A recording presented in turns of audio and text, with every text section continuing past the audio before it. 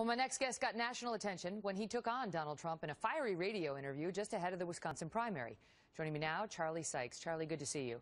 And sure enough, Trump went on to win, to lose the state of Wisconsin, but win the GOP primary.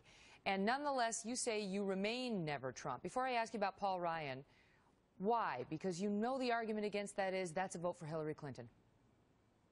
Yeah, well, you know, Donald Trump is a serial liar, a con man who mocks the disabled and women. He's a narcissist and a bully, a man with no fixed principles, who has the vocabulary of an emotionally insecure 9-year-old. So, no, I don't want to give him control of the IRS, the FBI, and the nuclear codes. That's just me. Tell us how you really feel. Doesn't sound like there's a whole lot of wiggle room there, Charlie. Well, yeah, I mean, I do see, you know, the rats swimming toward the sinking ship. But at some point, if you understand, and this is not just ideological, it's not just the fact that he's abandoned one position after another, or that he has the penchant for internet hoaxes or conspiracy theories. I mean, a week ago tonight, remember, he was peddling the notion that Ted Cruz's dad had something to do with the JFK assassination. So there are people who say that just because of party loyalty, we're supposed to forget all of that. I just don't buy that, because I've cautioned, my fellow conservatives. You embrace Donald Trump, you embrace it all. You embrace every slur, every insult, every outrage, every falsehood. You're going to spend the next 6 months defending, rationalizing, evading all that. And afterwards, you come back to women, to minorities, to young people and say, you know, that wasn't us. That's not what we're about. The reality is, if you support him to be president of the United States, that is who you are, and you own it. How do you see this shaking out then in November? Well, I think that it's likely to be a blowout for the Democrats. And so you asked me about whether or not being never Trump is a vote for Hillary.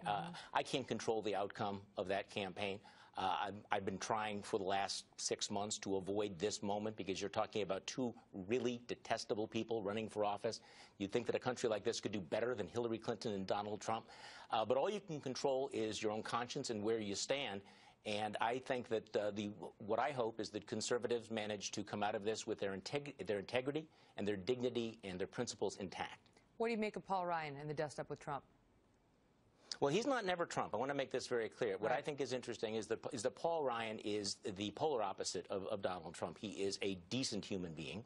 He is deeply intellectually serious and deeply engaged in policy, none of which Donald Trump is.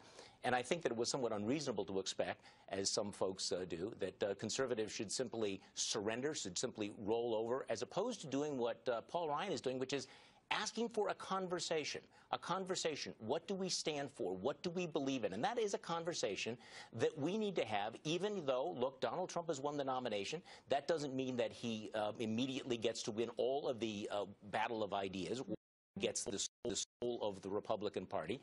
And I think that Paul Ryan just kind of wants to know which Donald Trump is it going to be? What does Donald Trump stand for?